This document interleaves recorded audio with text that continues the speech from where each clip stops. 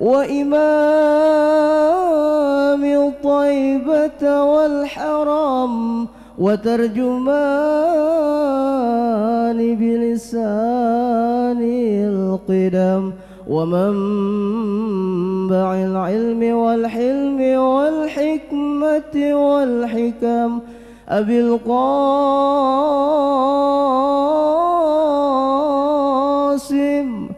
سيدنا وحبيبنا وشفيعنا ومولانا محمد صلى الله عليه وسلم زده شرفا يا رب زده شرفا يا رب يا ربك وكرما وتعظيما ورفعة ومهابة وبرا ورضي الله تبارك وتعالى عن ذوي الفخر العلي والقدر الجلي ساداتنا وأئمتنا وموالينا أبي بكر وعمر وعثمان وعلي الحسن ثم الحسين وعن بقية الصحابة وقرابة رسول الله صلى الله عليه وعليهم أجمعين والحمد لله رب العالمين. يا رب بالمصطفى بلغ مقاصدنا واغفر لنا ما مضى يا واسع الكرم. يا رب بالمصطفى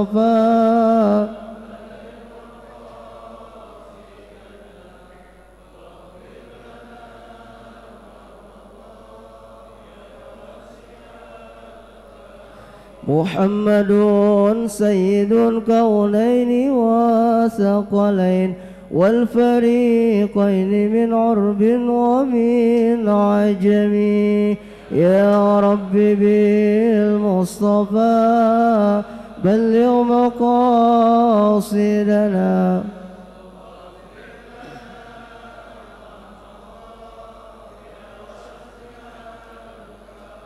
هو الحبيب الذي ترجى شفاعته لكل هول من الأهوال مقتحم. يا رب بالمصطفى بلغ مقاصدنا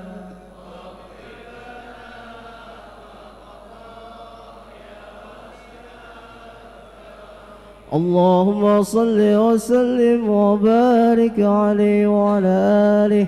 اللهم صل على محمد.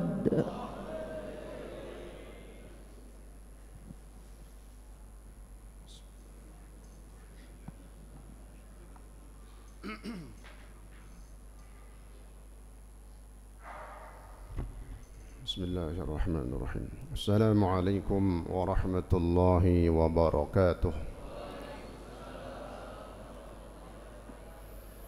Mari kita baca suratul Fatihah. Kita hadiahkan kepada guru-guru kita, orang tua kita, keluarga kita, sanak famili kita, juga para jamaah kita yang telah berpulang ke rahmatullah, khususnya yang telah mewakafkan masjid ini dan para donatur yang telah dipanggil oleh Allah Subhanahu wa taala agar Allah senantiasa mencurahkan rahmat dan maghfirahnya. Kubur mereka semua Allah jadikan raudhah min riyadil jannah, dan keluarga kita, jamaah kita yang saat ini dalam keadaan kurang sehat agar Allah angkat penyakitnya dan diberikan kesembuhan yang sempurna. Juga kita yang hadir pada pagi hari yang barakah ini senantiasa Allah berikan taufiq dan hidayahnya.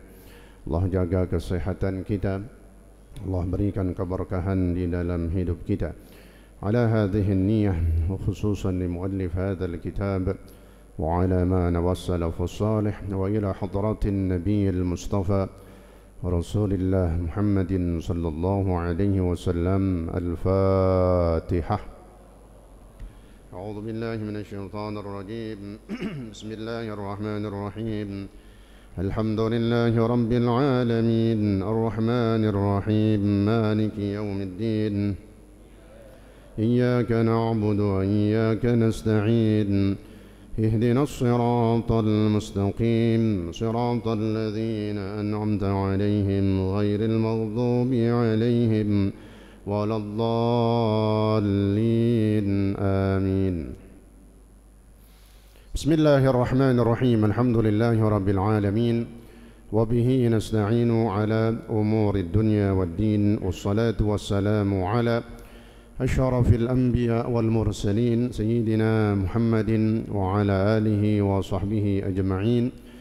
أما بعد، سبحانك لا علم لنا إلا ما علمتنا إنك أنت العليم الحكيم. رب اشرح لي صدري ويسر لي أمري واحلل عقدة من لساني يفقه قولي وقل ربي زدني علما آمين. Yang saya hormati segenap pengurus Masjid Jami'ul Luqayah, yang saya hormati Ketua Yayasan Masjid Jami'ul Luqayah, orang tua kita Bapak Haji Ahmadi, yang saya hormati pula para asatidzah, di antaranya Ustaz Arif Khairuddin, Ustaz Kiai Haji Imam Wahyudi, Ustaz Ahmad, Ustaz Khamsin, Ustaz Ramadhani, Ustaz Mursyidin, Ustaz Haji Syafi'i Sa'aba, Ustaz Heriadi, dan para asatidz yang lain. Juga yang saya hormati para orang tua kita, para tokoh masyarakat, antaranya Bapak Haji Yusuf Asmawi, Bapak Haji Abdullah, Bapak apa lagi nih, Haji Samad Liong, dan banyak dari para tokoh masyarakat dan orang tua kita yang lain yang mohon maaf tidak saya sebutkan namanya satu persatu. Juga yang saya hormati para hujjaj hadirin, bapak-bapak sekalian, juga hadirat ibu-ibu seluruhnya yang insyaallah dimuliakan Allah Subhanahu wa taala. Alhamdulillah wa syukrulillah, pada pagi hari ini atas izin Allah kembali kita hadir dan berada di tempat yang mulia, di majlis yang istimewa, di waktu yang barakah. Maka insyaallah menjadi tanda-tanda Allah berikan banyak keberkahan bagi kita di hari ini dan insyaallah seterusnya, amin ya rabbal alamin. Mari kita lanjutkan pelajaran kita dalam kitab Hadis Al-Arba'in Nawawi lil Imam An-Nawawi Ad-Dimashqi rahimahullah radhiyallahu anhu. Bismillahirrahmanirrahim. Qala Syekhul Muallif rahimahullahu ta'ala bihi wa adama an-naf'a bihi wa bi 'ulumihi wa bi asrarihi fid darain amin. Halaman 219. Ya, wa wa'adha Umar bin Al-Khattab radhiyallahu an rajulan فقال له لا تتكلم فيما لا يعنيك واعتزل عدوك واحذر صديقك الأمين ولا أمين إلا من يخشى الله ولا تمشي مع الفاجر فيعلمك من فجوره ولا تطلعه على سرك ولا تشاور في أمورك إلا الذين يخشون الله عز وجل. وقيل للقمان عليه السلام ما بلغ بك ما نرى يريدون الفضل قال صدق الحديث وأداء الأمانة وترك ما لا يعنيني. وقال رجل للأحنف بن قيس رحمه الله تعالى بما سدت على قومك وأنت أعور؟ فقال له بتركي من أمرك ما لا يعنيني kama 'anaka min amri ma la ya'nika ila akhirih wallahu taala a'lam bis-shawab. Hadirin hadirat sekalian, masih dalam pembahasan hadis yang ke-12 dalam hadis Rasulullah sallallahu alaihi wasallam yang berbunyi min husni islamil mar'i tarkuhu ma la ya'ni. Di antara kesempurnaan, di antara kebaikan, yang dimaksud kebaikan di sini adalah kesempurnaan imannya seseorang, meninggalkannya dia terhadap sesuatu yang tidak ada manfaatnya, meninggalkan ucapan, omongan, pembicaraan, obrolan yang enggak ada manfaatnya, meninggalkan pekerjaan yang enggak ada manfaatnya. Itu bagian dari kesempurnaan Islam seseorang. Maka wa wa'adha Umar ibn al-Khattab radhiyallahu an, dilanjutkan, satu hari Sayyidina Umar bin Khattab radhiyallahu an memberikan nasihat kepada seorang lelaki yang memang minta nasihat kepada beliau. Sayyidina Umar bin Khattab radhiyallahu an merupakan khalifah kedua dan yang langsung diberikan anugerah oleh Allah Subhanahu wa taala untuk bisa menaklukkan daripada Baitul Maqdis, Yerusalem, setelah Rasulullah sallallahu alaihi wasallam menyatakan di dalam hadis qudsinya. Jadi ada hadis qudsi yang berkenaan dengan Baitul Maqdis ataupun Masjidil Aqsa. Jadi Baitul Maqdis itu area pekarangan di sekitar Masjidil Aqsa, disebutnya Baitul Maqdis, yang luasnya kurang lebih 14 hektar yang dibatasi tembok pembatas di sekitarnya. Itu kurang lebih 14 hektar, di dalamnya ada banyak masjid, termasuk di dalamnya Masjidil Aqsa yang disebut dengan Masjid Qibli. Kemudian di samping Masjid Qibli itu ada gubah yang terbesar, yang paling gede. Itulah gubah yang sering ada di foto-foto, di gambar kalau orang gambarin Masjidil Aqsa. Itu namanya Qubbatus Sakhrah, gubah yang berwarna kuning emas, ya, yang di dalamnya ada batu yang menempel dengan kaki Rasulullah SAW waktu Nabi berpijak ingin naik ke langit dalam peristiwa Isra dan Mi'raj. Lalu batu itu kata Nabi, mahallak, hendaklah engkau berada di tempatmu saja. Jadi itu batu enggak ngikut, ya, batu yang kerasnya kayak begitu masih dengerin omongan Nabi. Ya, kadang-kadang manusia lembek luarnya, badannya empuk, tapi ada yang begitu keras hatinya. Na'udzubillah min dzalik. Maka kita mengambil hikmah dari itu aja.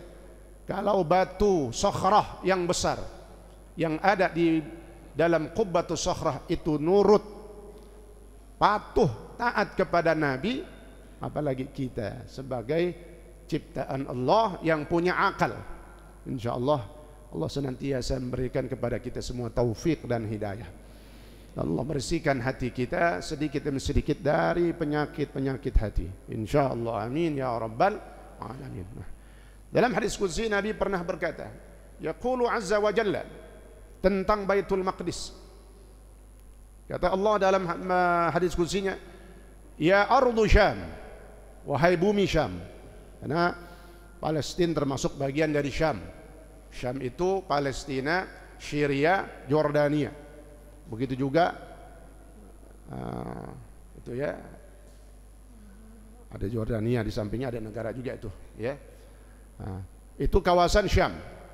Yang kata Allah, ya ardu Syam, wahai bumi Syam, engkau adalah bagian bumi yang aku pilih dari bagian-bagian bumi yang lainnya. selain Masjidil Haram dan Masjid Nabawi.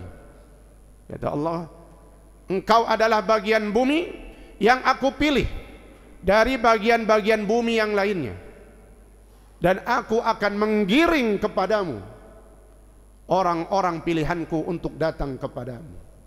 Maka dimulai setelah itu, hampir semua sahabat Rasulullah SAW pernah datang ke Baitul Maqdis, baik dalam bentuk penaklukan ataupun dalam bentuk ziarah.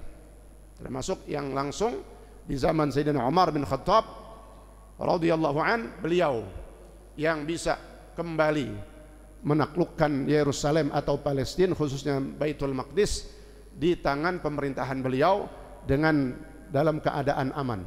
Artinya tanpa peperangan, karena dibuat di situ nanti ada dinding perjanjian yang dibuat oleh Sayyidina Umar, disebutnya Al-Uhdatul Umariyah. Al-Uhdatul Umariyah ditempel tuh di tembok, di dinding, ya, nanti masih ada. Kalau kita berziarah ke situ, ada tanda tangannya Sayyidina Umar. Subhanallah, tanda tangan Sayyidina Umar masih kita lihat tuh, bisa di situ. Di situ di antaranya perjanjian-perjanjian yang dibuat oleh Sayyidina Umar. Di antaranya toleransi yang diajarkan di dalam Islam, bahwa di sekitar Baitul Maqdis itu ada gereja yang enggak dihancurkan. Padahal udah jadi kekuasaan Sayyidina Umar, tapi gerejanya udah ada. Paham? Gerejanya udah ada. Maka Sayyidina Umar nggak hancurin. Bahkan Sayyidina Umar, silahkan yang masing-masing orang Kristen lakukan ibadah di tempatnya mereka, kalau gerejanya sudah ada. Tapi kalau gerejanya belum ada, jangan dibikin-bikin, ya. Apalagi di kampung yang di sini umat Islam mayoritas, ya. Itu. Jadi kembali dalam cerita Sayyidina Umar bin Khattab, beliau yang akhirnya termasuk sampai di masa pemerintahan setelahnya, sampai terjadilah satu perang yang disebut dengan Al-Harubus Salibiyah. Al-Harubus Salibiyah kita kenalnya dengan perang salib. Dengan kekuatan orang Kristen dia datang, diambil tuh, dikuasainlah Yerusalem, Baitul Maqdis. Namun pada akhirnya datang seorang panglima yang begitu luar biasa, yang dikenal dengan Salahuddin Al-Ayyubi. Maka dengan kekuatan dan kegigihan beliau, akhirnya dipegang lagi tuh yang namanya Baitul Maqdis oleh umat Islam. Nah, Sayyidina Umar yang insya Allah mudah-mudahan kita dalam waktu dekat akan berziarah ke sana, dan pembukaan pendaftaran masih dibuka. Sebab apa? Ini salah satu masjid yang disuruh oleh Nabi untuk kita ziarahin. Bahkan nggak ada masjid-masjid lain kecuali 3 masjid yang disuruh. Berarti kalau udah 2 masjid kita datang, Masjidil Haram, Masjid Nabawi, maka sesuai dengan hadis qudsi tadi, kalau kita insya Allah ditakdirkan sampai ke sana, merupakan orang-orang yang dipilih oleh Allah Subhanahu wa ta'ala. Itu kata Allah, aku giring orang-orang pilihanku untuk bisa datang kepadamu. Mudah-mudahan yang Allah berikan kita rezeki, kesempatan untuk bisa ziarah 3 negara, di antaranya Masjidil Aqsa, Baitul Maqdis. Allah berikan kita rezeki yang halal. Kemudian Allah berikan kita taufik dan hidayah, sehingga yang punya rezeki ini kesempatannya memang jarang, ya. Apalagi perjalanan ini akan kita buat dalam bentuk perjalanan yang memang hampir semuanya, mungkin semuanya adalah orang kampung kita. Biasa orang kalau ikut perjalanan 3 negara Aqsa ini pakai travel lain, lalu campur sama orang yang mana aja, ya, yang dia nggak kenal. Nah, ini satu keindahannya. Perjalanan ini akan kita lakukan dengan orang-orang yang ada bersama kita, yaitu orang-orang kampung Jagakarsa, ya. Alhamdulillah, yang mau berminat silahkan. Tadi ada yang bertanya, nanya brosurnya udah habis, ya. Menyetaknya cuma dikit. Mungkin kalau ada brosur digital, nah itu nanti ada, ya. Brosur digital pun di YouTube juga ada, ya. Untuk apa? Mengambil fadilah, banyak keutamaan. Kenapa? Karena termasuk masjid yang barokah adalah yang ketiga ini, Masjidil Aqsa. Jadi kalau orang sudah pernah haji ataupun umrah, maka kalau dia punya rezeki yang afdal, dia datang ke sini. Bukan umrah lagi. Umrah itu nanti banyak waktunya. Adapun perjalanan ini luar biasa, ya. Karena nggak bisa setiap bulan kita bikin. Adapun umroh ataupun tiap tahun kita bikin. Adapun umroh mungkin setahun sekali kita bikin. Nah, perjalanan ini mungkin beberapa tahun, wallahu a'lam. Maka mumpung kita bicara umur masih ada, rizki masih Allah berikan, ambil anugerah ini, fadilah ini untuk kita bisa melihat langsung tempat satu tambatan buruk yang ada di satu tembok yang Nabi ikat tuh buruk. Disitulah tempat para Nabi mengikat buruknya. InsyaAllah mudah-mudahan Allah berikan kita rezeki yang halal dan barokah. Amin ya rabbal alamin. Kata Sayyidina Umar kepada orang laki yang datang kepada beliau meminta nasihat. Apa kata Sayyidina Umar? La tatakallam fima la ya'ni. Yang pertama, janganlah kau berbicara, jangan kau ngomong, jangan kau ngobrol fima la ya'ni, terhadap satu omongan pembicaraan yang enggak ada manfaatnya untukmu, yang enggak ada manfaatnya, apalagi sampai ghibah, itu udah bukan enggak ada manfaatnya, udah dosa. Ini yang enggak ada gunanya aja kita enggak boleh ngobrol, kalau bisa tinggalkan gitu ya, karena berbicara sesuatu yang enggak ada manfaatnya itu setan banyak, nanti akan menjurus ke arah sesuatu yang dilarang ataupun diharamkan oleh Allah Subhanahu wa taala. Itulah yang namanya ghibah, itulah yang namanya namimah. Ya, na'udzubillah min dzalik. Yang pertama itu kata Sayyidina Umar, la tatakallam fima la ya'ni. Yang kedua, wa'tazil aduwak. Jauhkan musuhmu. Kalau kita punya musuh artinya orang-orang yang selalu mengganggu ibadah kita, orang-orang yang selalu menghalau dan merintangi, mengganggu ibadah-ibadah kita, kebaikan kita. Itu namanya musuh, ya. Bukan musuh yang namanya musuh secara pribadi, musuh nafsu, bukan. Yang namanya musuh itu adalah orang yang selalu mengganggu ibadah kita. Kalau kita nggak bisa kasih nasihat, nggak bisa dakwakan dia, maka jauhkan. Ditakutkan kita akan ikut dengan dia. Wahdhar shadiqakal amin. Yang ketiga kata Sayyidina Umar, buat kita semua pelajarannya, hati-hati dengan temanmu yang kau percaya. Wahdhar shadiqakal amin. Hati-hati dengan temanmu yang kau percaya. Artinya jangan 100% percaya kepada seseorang, ya, kecuali kita bisa melihat tanda-tanda keimanan dia gitu. Artinya apa? Sodik, teman itu kan nggak mesti kadang orang soleh. Namanya teman kadang ketemu di mana aja. Ya dilihat kayaknya enak nih orang, diajak gaulnya, diajak bertemannya. Lalu dia lepas bebas, bahkan nanti rahasia-rahasianya bisa dia buka kepada dia. Jangan. Ya, sodik teman itu belum tentu dia orang yang beriman. Kecuali, nah ini, wala amina illa man yakhshallah. Tidak ada orang yang bisa dipercaya kecuali orang yang takut kepada Allah Subhanahu wa taala. Orang-orang yang beriman, kawan-kawan kita yang memang saleh, yang insyaallah kita ini yang hadir di sini termasuk orang-orang yang ditentukan oleh Allah, orang-orang yang saleh insyaallah. Amin ya rabbal alamin.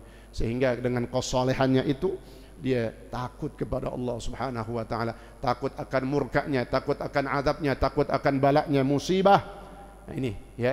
Jadi teman, cari teman yang memang benar-benar bisa dipercaya, dan ciri orang itu bisa dipercaya adalah memiliki rasa takut kepada Allah Subhanahu wa taala. Nah, kalau seperti itu kita bertemanlah sama dia, ya.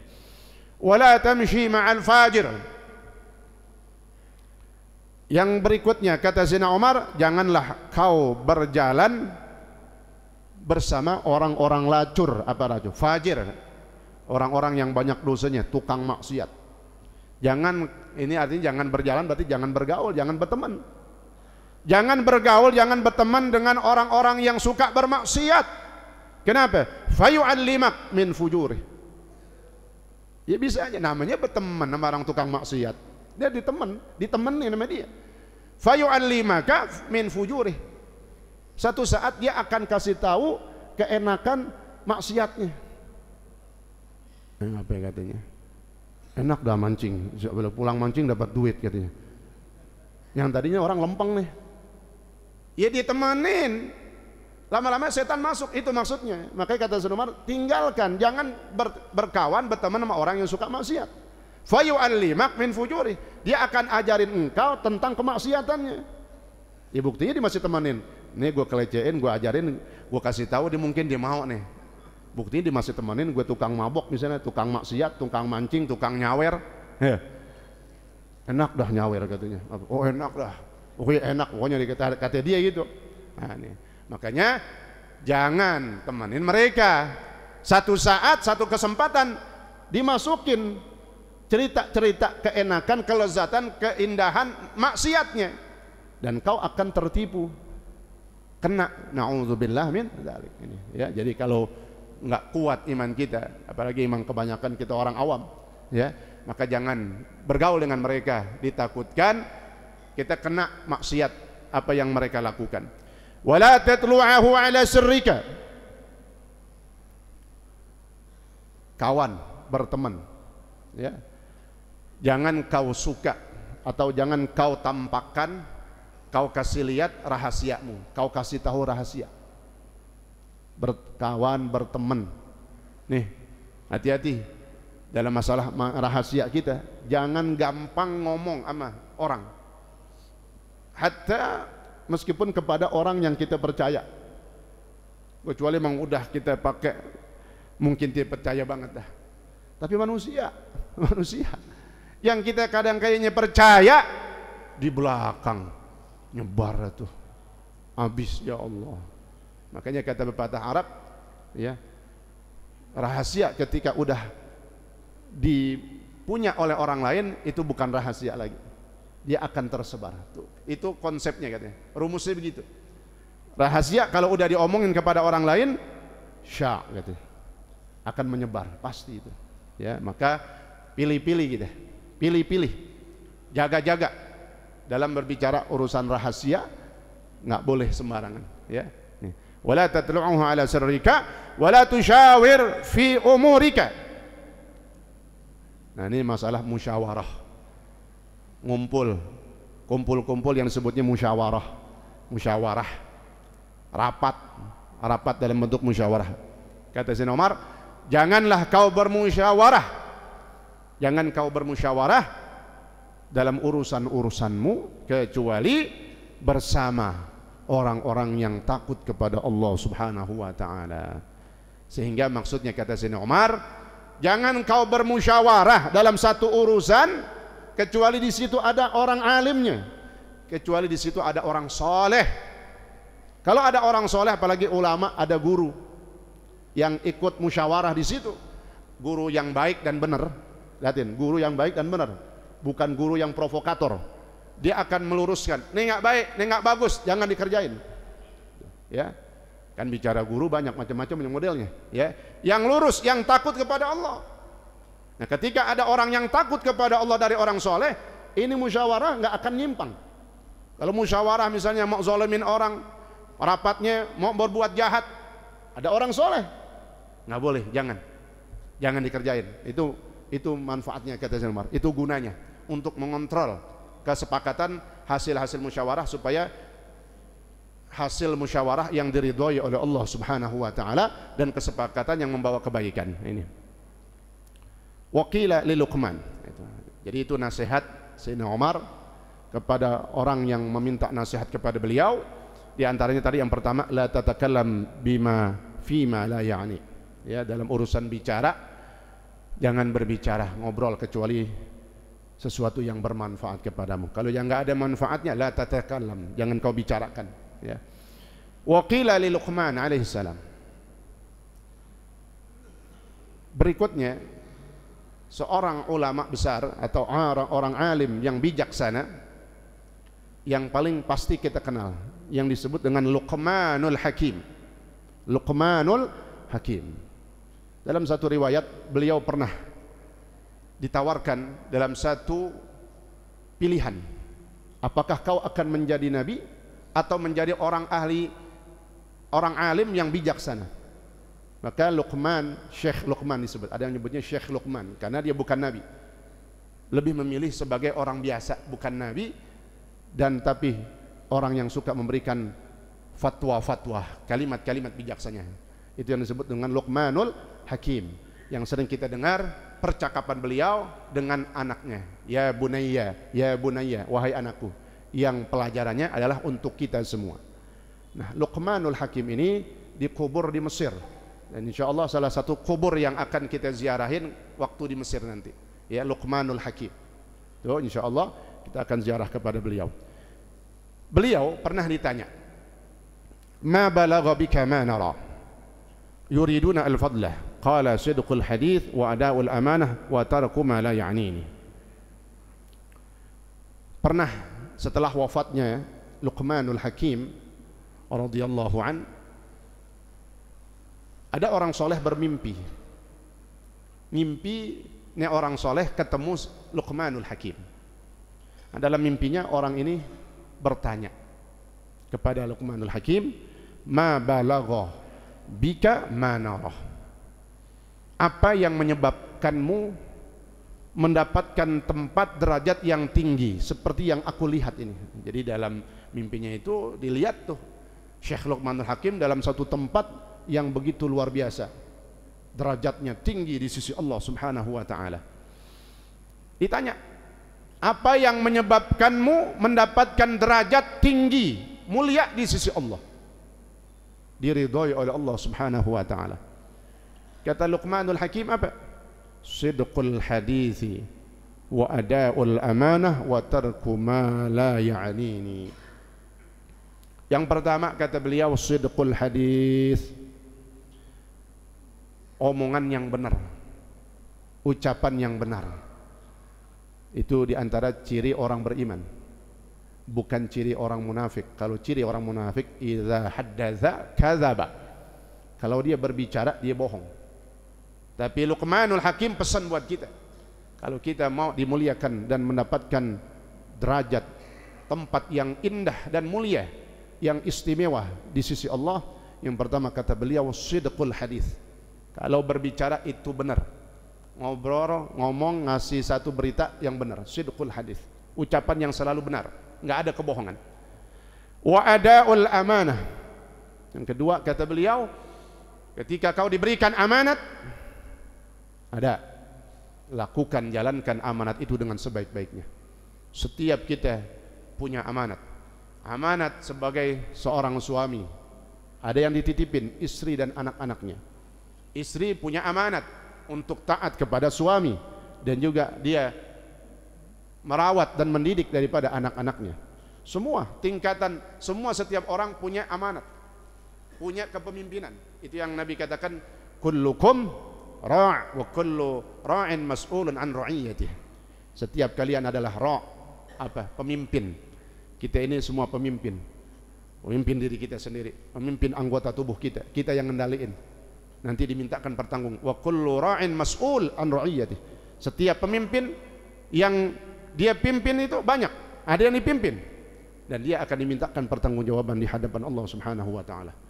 Apalagi yang sampai pemimpin dalam satu ormas, pemimpin dalam satu lembaga, pemimpin dalam satu masyarakat, RT, RW, ya, lurah, camat, dan seterusnya. Semua jabatan-jabatan itu lebih menambah tanggung jawabnya. Kita sendiri aja udah punya tanggung jawab, tubuh kita, diri kita, keluarga kita. Apalagi kalau dia punya jabatan-jabatan lain, itu lebih banyak tanggung jawabnya. Inilah makanya kalau kau diberikan amanah, ada, jalankan amanat itu dengan sebaik-baiknya. Kalau diperintahkan, ada kita sebagai struktur kepengurusan, lakukan tugas itu. Itu namanya orang yang benar-benar amanah. Jadi amanah yang jalankan amanah bukan ketuanya doang, pengurus-pengurus ada tuh, masing-masing bidangnya, kerjain tuh tugasnya. Ketika dia ngerjain bagian-bagiannya, tugas-tugasnya, itu namanya adaul amanah. Jadi amanatkan sama ketuanya, jadi ini ente, jadi ini, maka jalankan dengan sebaik-baiknya. Itu namanya adaul amanah. Ketika adaul amanah, menjalankan amanat, maka insya Allah hidup kita dunia akhirat akan selamat, aman, ya insya Allah, amin ya rabbal alamin. Kemudian yang ketiga, wa tarku ma la ya'nini. Nah, kata Sayyidina Umar, yang ketiga, dan meninggalkan sesuatu yang tidak bermanfaat bagiku. Ucapan, omongan, obrolan, pekerjaan, ataupun sesuatu yang kita lakukan yang enggak ada manfaatnya. Belajar, belajar ngurang-ngurangin. Kalau nggak bisa langsung kita tinggalkan, bertahap, dikit-dikit kita ngurangin sesuatu yang nggak ada manfaatnya. Jadikan waktu, jadikan pekerjaan kita, jadikan apapun tenaga kita, segala sesuatunya untuk yang bermanfaat. Ketika itu semuanya untuk bermanfaat, maka itu pahalanya besar dan barokahnya luar biasa. Ya, ini. Wa qala li rajulin lil Ahnaf bin Qais rahimahullahu taala bima sutta ala qaumika wa anta awar. Ada seorang soleh yang bernama rajul yang bernama Ahnaf bin Qais. Ahnaf bin Qais salah satu panglima ataupun jenderal muslim yang ikut membantu Sayyidina Ali bin Abi Thalib radhiyallahu an. Waktu terjadi perselisihan antara Sayyidina Ali, kemarin kita ada ceritain itu dikit, dengan Muawiyah. Karena Muawiyah kan belot, tahu belot. Dia nggak mau percaya lagi sama Sayyidina Ali. Kemudian bikin pemerintahan sendiri. Itu sempat terjadi perang. Disebutnya perang Siffin. Ya, perang Siffin itu perang antara Sayyidina Ali dengan Muawiyah. Yang tadi itu, kenapa Muawiyah? Oposisi dia, tandingan. Nah, Ahnaf bin Qais salah satu jenderal yang luar biasa yang membela Sayyidina Ali, ya, untuk melawan daripada Muawiyah bin Abu Sufyan. Ya. Dan ini di akhir-akhir, artinya udah damai, udah selesai perang.